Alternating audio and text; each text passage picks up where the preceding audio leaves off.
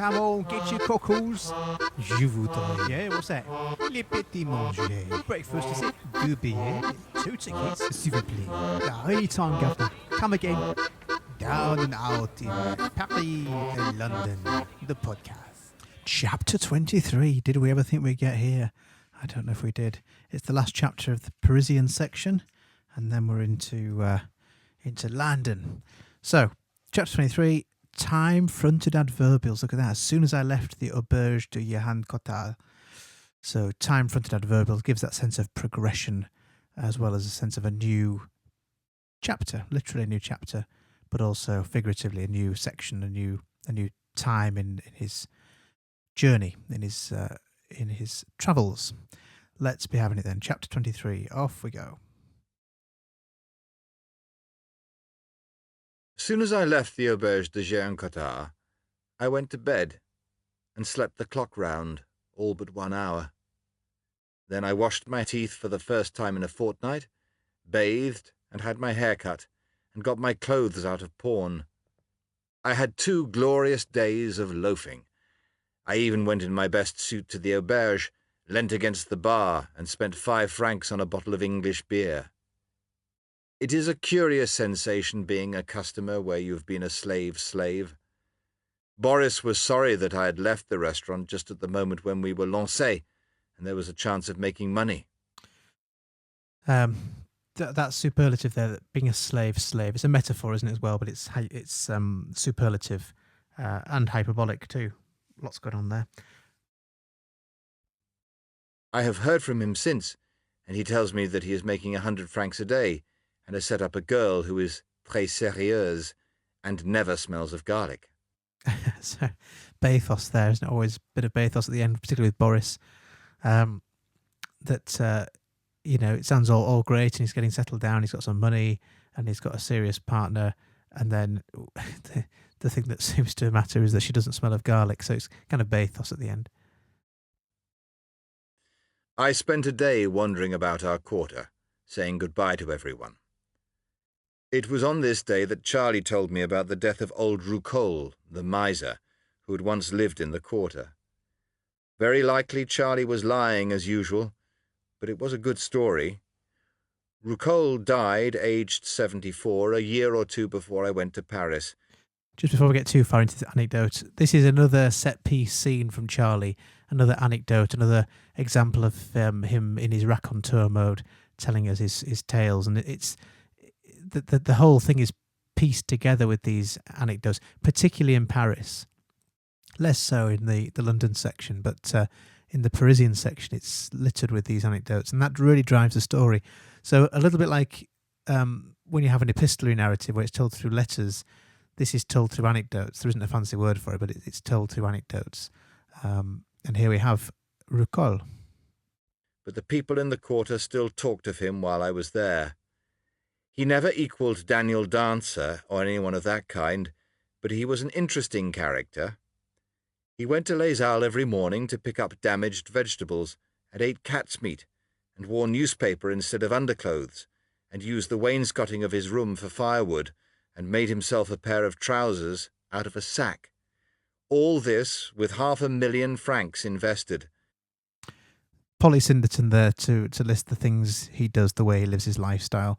These are eccentric characters, aren't they? And it's presented in that way by using Polly Cinderton to show the breadth and the range of their eccentric activities. I should like very much to have known him. Like many misers, Roucault came to a bad end through putting his money into a wildcat scheme.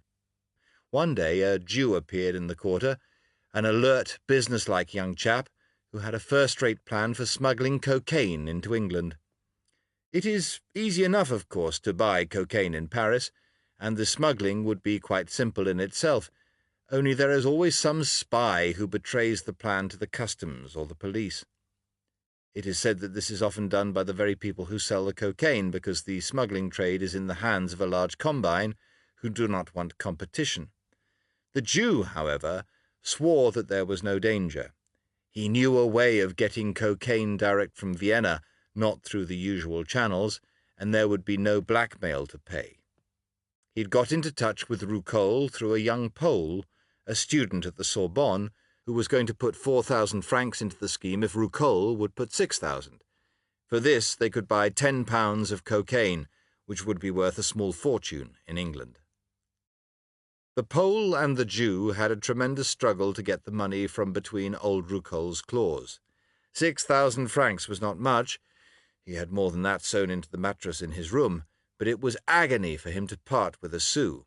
The Pole and the Jew were at him for weeks on end, explaining, bullying, coaxing, arguing, going down on their knees and imploring him to produce the money. The old man was half frantic between greed and fear. His bowels yearned at the thought of getting perhaps 50,000 francs profit, and yet he could not bring himself to risk the money. He used to sit in a corner with his head in his hands, groaning and sometimes yelling out in agony, and often he would kneel down, he was very pious, and pray for strength, but still he couldn't do it. But at last, more from exhaustion than anything else, he gave in quite suddenly. He slit open the mattress where his money was concealed, and handed over 6,000 francs to the Jew. The Jew delivered the cocaine the same day, and promptly vanished. And meanwhile, as was not surprising after the fuss Roucole had made, the affair had been noised all over the quarter. The very next morning the hotel was raided and searched by the police. Roucole and the Pole were in agonies. The police were downstairs working their way up and searching every room in turn, and there was the great packet of cocaine on the table with no place to hide it, and no chance of escaping down the stairs. The Pole was for throwing the stuff out of the window, but Roucole would not hear of it. Charlie told me that he had been present at the scene. He said that when they tried to take the packet from Roucole, he clasped it to his breast and struggled like a madman, although he was 74 years old. He was wild with fright, but he would go to prison rather than throw his money away. At last, when the police were searching only one floor below, somebody had an idea. A man on Roucole's floor had a dozen tins of face powder, which he was selling on commission. It was suggested that the cocaine could be put into the tins and passed off as face powder. The powder was hastily thrown out of the window and the cocaine substituted, and the tins were put openly on Roucole's table as though there were nothing to conceal. A few minutes later, the police came to search Roucole's room. They tapped the walls and looked up the chimney and turned out the drawers and examined the floorboards, and then, just as they were about to give it up, having found nothing, the inspector noticed the tins on the table. "Tiens," he said, "have a look at those tins. I hadn't noticed them. What's in them, eh?" "Face powder," said the Pole as calmly as he could manage.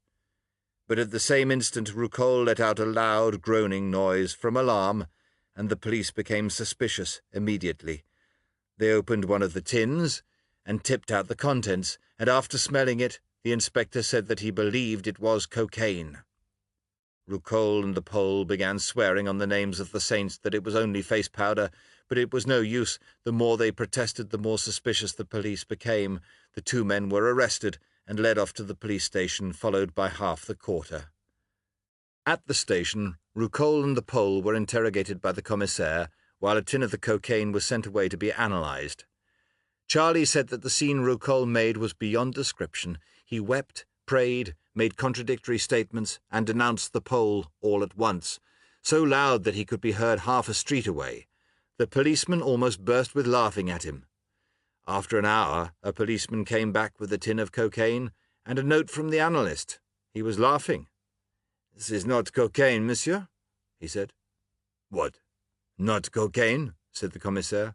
"Mais alors, what is it then?" "It is face powder."